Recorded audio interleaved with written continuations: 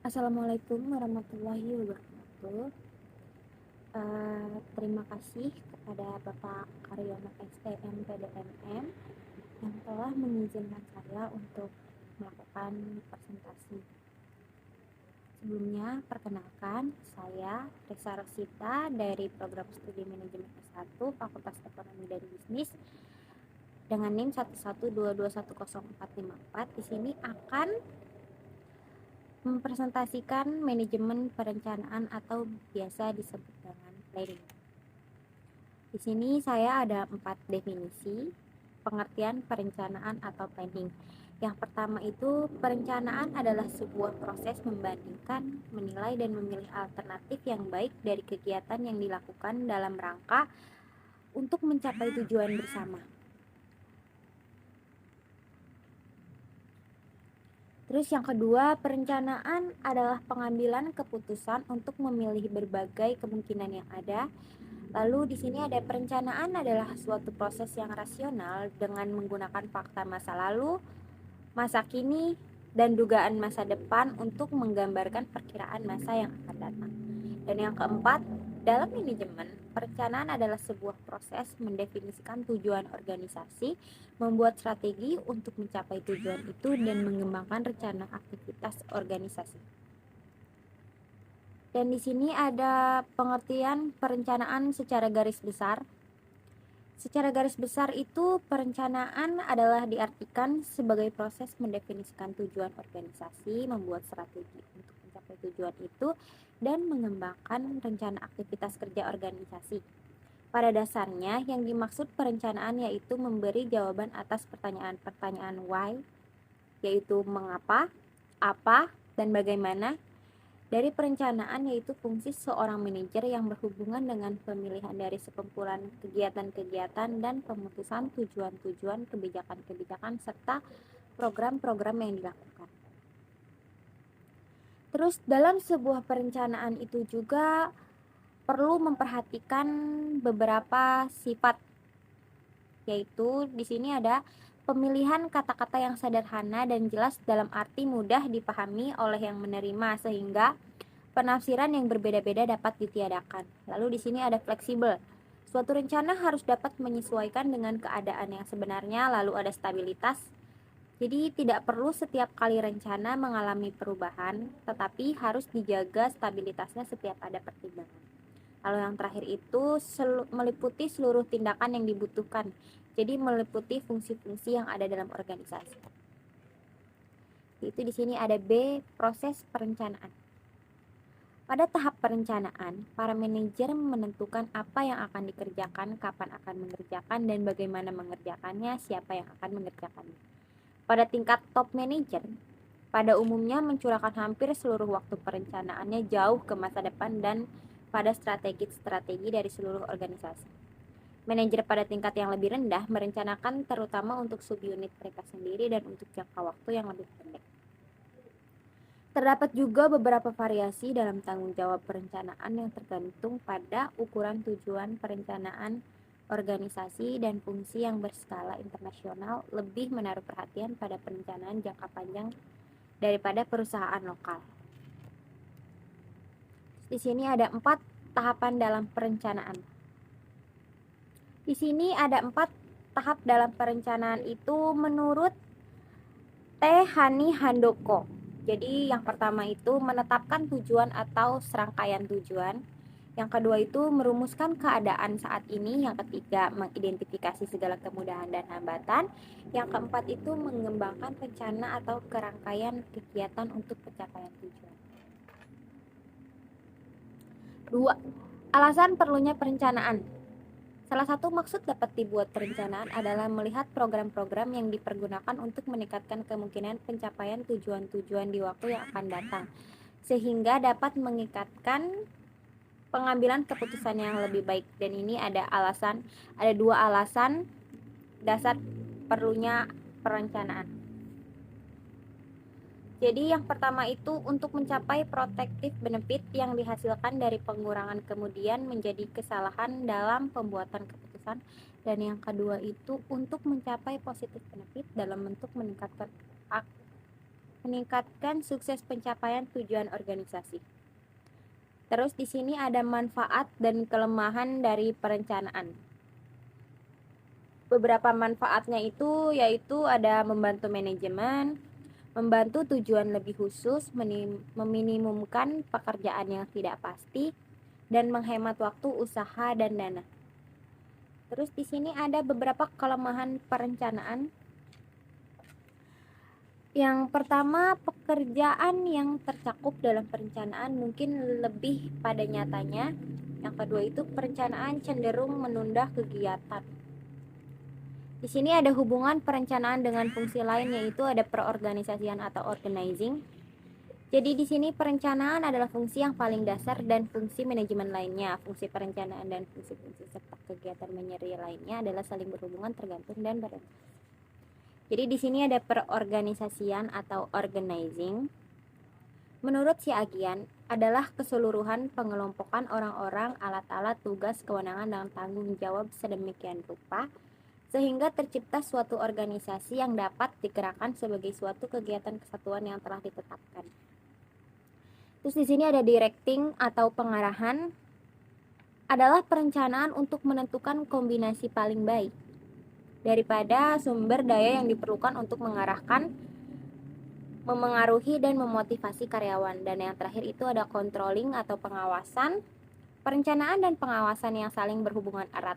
Pengawasan bertindak sebagai kriteria penilaian pelaksanaan kerja terhadap rencana. Sini D, macam-macam perencanaan.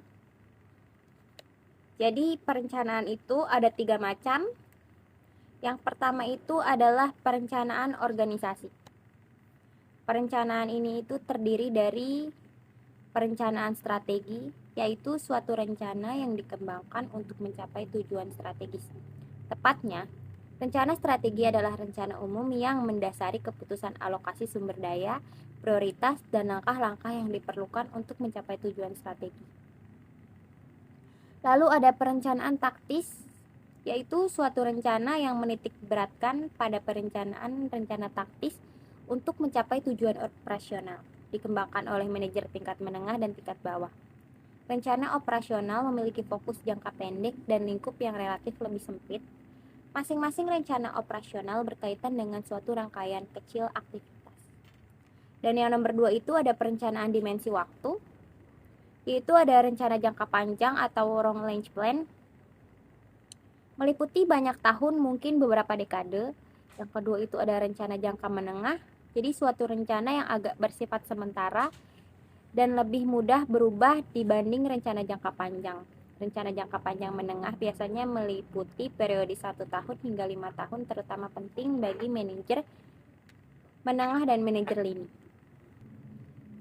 Lalu ada rencana jangka pendek.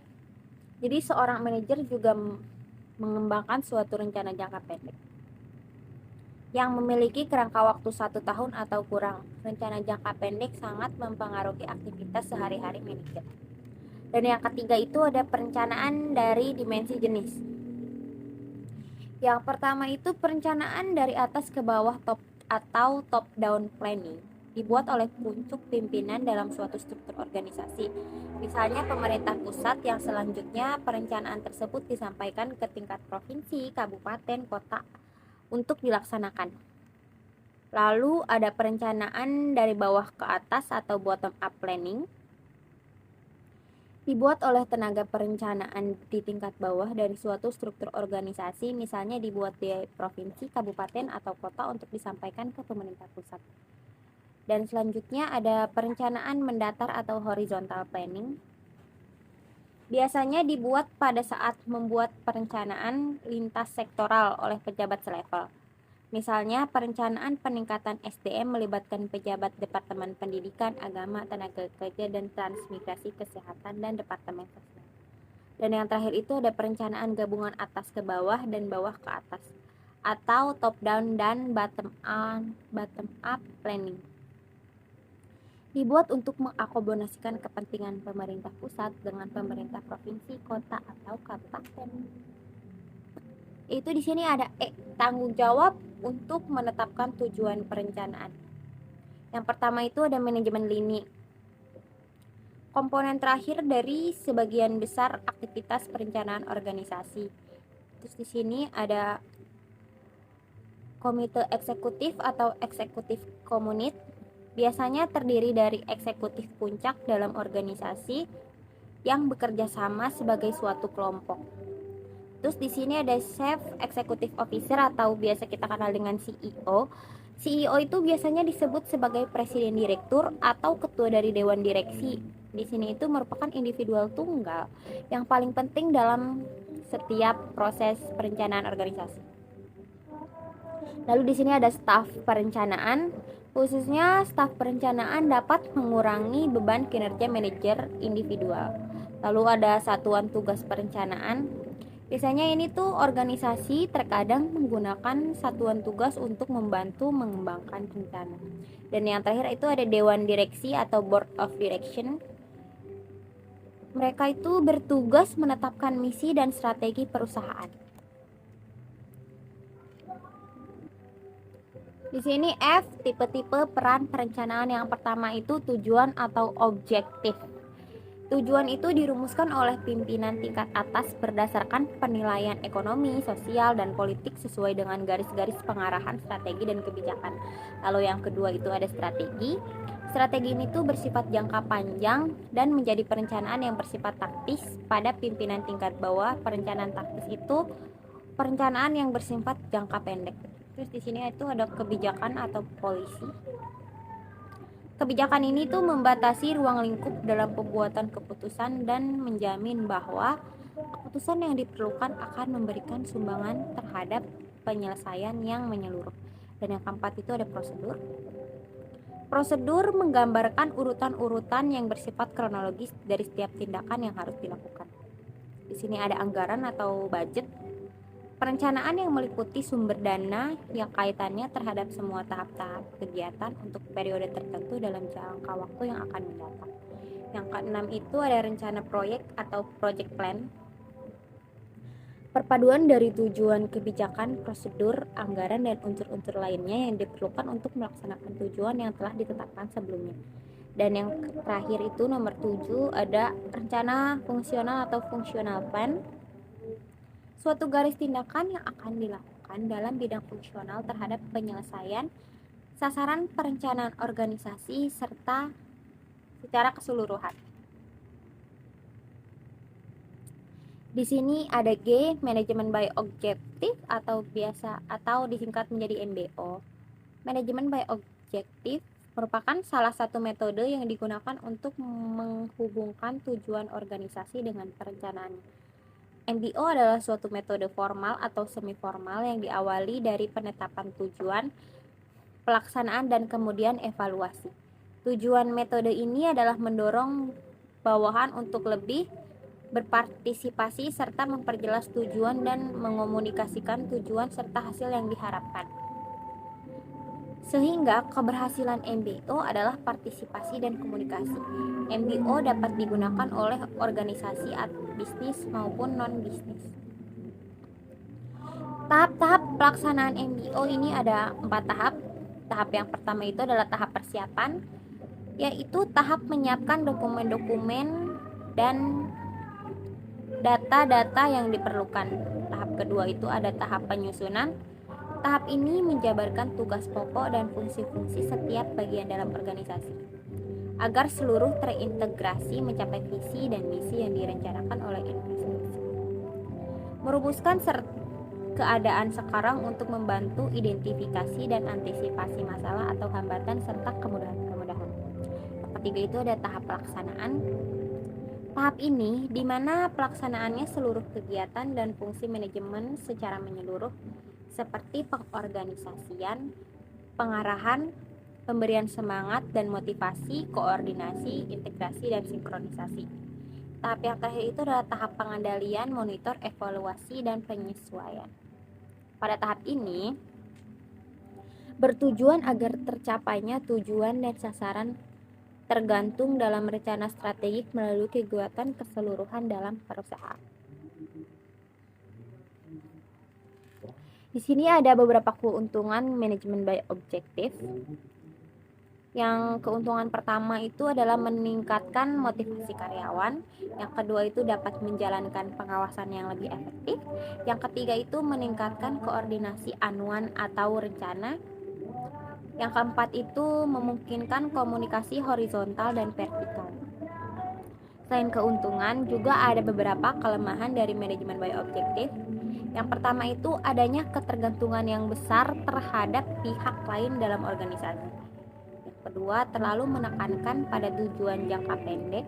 Yang ketiga itu cenderung gagal jika tidak ada komitmen yang kontinu dalam manajemen puncak.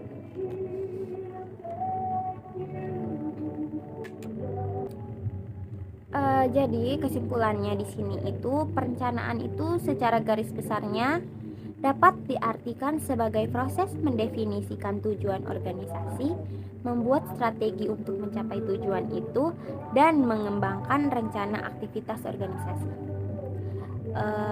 Sekian presentasi saya di sini. Kurang lebihnya mohon maaf. Assalamualaikum warahmatullahi wabarakatuh.